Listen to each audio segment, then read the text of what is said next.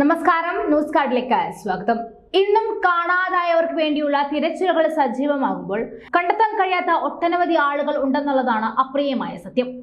ഒരു 7 വർഷം മുൻപ് കേരളത്തിൽ നിന്നും കാണാതായ ഒരു ദമ്പതികളുടെ കഥയാണ് ഇന്ന് എനിക്ക് നിങ്ങളോട് പറയാനുള്ളത്. ഭക്ഷണം വാങ്ങാൻ എന്ന് പറഞ്ഞ് സന്ധ്യയ്ക്ക് കാറുമായി പുറത്തുപോയ ഹാഷിമും ഭാര്യ ഹബീബയും എവിടെയെന്ന ചോദ്യത്തിന് ഇന്നും ഉത്തരമില്ല. ഇന്നും ചുരുളഴിയാത്ത ഈ കേസ് കേരളത്തിലെ ദമ്പതികളെ കാണാതായ ആദ്യത്തെ കേസാണ് എന്ന് കൂടി ഓർക്കണം. ഇവരുടെ കേസ് പരിശോധിക്കുമ്പോൾ പ്രധാനമായി മുന്നോട്ട് വെക്കുന്ന ചോദ്യങ്ങളിലൊന്ന്, മടങ്ങി വരാതിരിക്കാൻ മാത്രം എന്ത് പ്രശ്നമാണ് അവരെ അലട്ടിയിരുന്നത്? അതോ മരണത്തിലേക്ക് സ്വയം കാറോടിച്ചു പോയതാണോ? 7 വർഷത്തോളമായി ഈ ചോദ്യങ്ങൾക്ക് ഉത്തരം കണ്ടെത്തുവാനുള്ള ശ്രമത്തിലാണ് ക്രൈംബ്രാഞ്ച്. കഴിഞ്ഞ ദിവസം ഇവർക്കായി പോലീസ് വീണ്ടും മാധ്യമങ്ങളിൽ തിരച്ചിൽ നോട്ടീസ് പ്രസിദ്ധീകരിച്ചു. രാജ്യത്തെ പ്രധാന വിമാനത്താവളങ്ങളിലേക്ക് വിവരങ്ങൾ കൈമാറി. വിദേശ രാജ്യങ്ങളിൽ അന്വേഷിച്ചതിന് ദേശീയ അന്വേഷണ ഏജൻസിയുമായി ബന്ധപ്പെട്ടു. എന്തെങ്കിലും സൂചനകൾ ലഭിക്കുവാൻ അന്വേഷണം തുടരണമെന്നും ക്രൈംബ്രാഞ്ച് ഡിവൈഎസ്പി സാജൻ സേവ്യർ പറഞ്ഞു.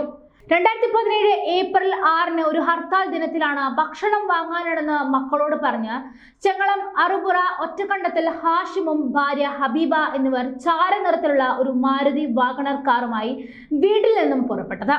തിരിച്ചു വരാത്തതിനാൽ പിറ്റേന്ന് ബന്ധുക്കൾ കുമരകം പോലീസിൽ പരാതി നൽകി. കാർ വീട്ടിൽ നിന്നും 3 കിലോമീറ്റർ അകലെയുള്ള ഇല്ലിക്കൽ പാലം കഴിഞ്ഞ് വലത്തോട്ട് തിരിയുന്നതിന്റെ CCTV ദൃശ്യം മാത്രമാണ് പോലീസിന് ലഭിച്ചത്. ഇവർക്ക് ശത്രുക്കളില്ലെന്നും പണമിടപാടോ കടങ്ങളോ ഇല്ലെന്നും പോലീസ് കണ്ടെത്തി. 2017 ഡിസംബറിൽ അന്വേഷണം ക്രൈംബ്രാഞ്ച് ഏറ്റെടുത്തു. ദമ്പതികളെ കാർ ഉൾപ്പെടെ കാണാതായ ആദ്യ കേസാണിത്. ഫോണുകൾ വീട്ടിൽ വെച്ചായിരുന്നു ഇരുവരും പോയത്. ഈ ഫോണിലേക്ക് വാട്സാപ്പിലും SMS-ലും 1 വർഷത്തിനിടെ വന്ന എല്ലാ സന്ദേശങ്ങളും പരിശോധിച്ചു. കോട്ടയത്തിന്റെ 30 കിലോമീറ്റർ ചുറ്റളവിലുള്ള എല്ലാ ജലാശയങ്ങളിലും ചങ്ങനാശ്ശേരി SC കനാലിലും തണ്ണീർമുക്കം ബണ്ടിലും പലതവണ പരിശോധന നടത്തി. ജില്ലയിലെ പാറമടകൾ, ഇടുക്കിയിലെ കൊക്കകൾ, വനങ്ങൾ എന്നിവിടങ്ങളും തിരഞ്ഞു. പക്ഷേ അവരെ കണ്ടെത്താനായില്ല. കേരളത്തിലെയും തമിഴ്നാട്ടിലെയും ചെക്ക് പോസ്റ്റുകൾ, പ്രധാന ജംഗ്ഷനുകൾ, ടോൾ പിരിവ് കേന്ദ്രങ്ങൾ ഉൾപ്പെടെ 300 കേന്ദ്രങ്ങളിലെ CCTV ദൃശ്യങ്ങൾ പരിശോധിച്ചു. തെക്കേ ഇന്ത്യയിലെ എല്ലാ മെഡിക്കൽ കോളേജുകളിലും സർക്കാർ ആശുപത്രികളിലും അന്വേഷിച്ചു. ഇവർക്ക് തീർത്ഥാടനത്തിന് പോകുന്ന പതിവുണ്ടായിരുന്നതിനാൽ രാജ്യത്തെ പ്രധാന തീർത്ഥാടന കേന്ദ്രങ്ങളിലും പരിശോധന നടത്തി.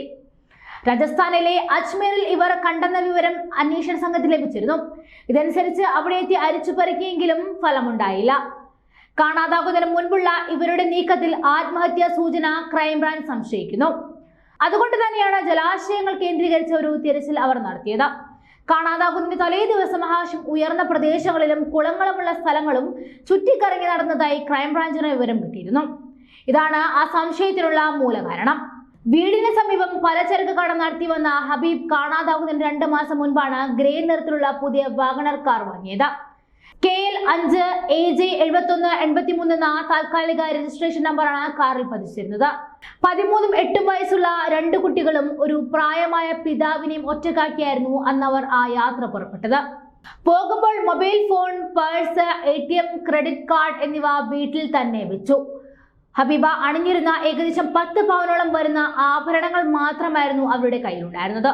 ഹാഷിമും ഹബീബയും അതുവരെ വീട് വിട്ട് മാറി നിന്നിട്ടില്ല. കുടുംബത്തിൽ സാമ്പത്തികപരമായ പ്രശ്നങ്ങളൊന്നും ഇല്ല എന്നും വീട്ടിന് മുന്നിൽ നടത്തുന്ന പലചരക്ക് കട നല്ല വിധത്തിലാണ് മുന്നോട്ട് പോകുന്നതെന്നും പിതാവ് അന്ന് തന്നെ വ്യക്തമാക്കിയിരുന്നതാണ്. അധികം ദൂരം കാർ ഓടിക്കുന്ന ഒരു സ്വഭാവം ഹാഷിമിനില്ലായിരുന്നു. എപ്പോഴും മൊബൈൽ ഫോൺ കയ്യിൽ കരുതുമെങ്കിലും അന്ന് പുറത്തു പോയപ്പോൾ ഹാഷിം ഫോൺ മനഃപൂർവ്വം മേശപ്പുറത്ത് വെച്ചിട്ട് പോയതാണെന്ന് ബന്ധുക്കൾ ആരോപിക്കുന്നു. പേഴ്സ് കൊണ്ടുപോയിട്ടില്ല എങ്കിലും പലചരക്ക് കടയിലെ പണം കയ്യിൽ ഉണ്ടായിരുന്നു എന്നാണ് ബന്ധുക്കൾ പറയുന്നത്. 2017 ഇടുക്കിയിലും വാഗമണിലും ഇവർക്ക് വേണ്ടി തിരച്ചിൽ നടത്തിയെങ്കിലും കണ്ടെത്താനായില്ല. ഇതേ തുടർന്നാണ് 2017 ഡിസംബറിൽ കേസിന്റെ അന്വേഷണം ക്രൈംബ്രാഞ്ചിന് കൈമാറിയത്.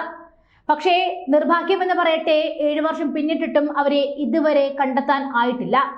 അവർക്ക് വേണ്ടി 2 കുഞ്ഞുങ്ങൾ ഇന്നും കാത്തിരിക്കുന്നു.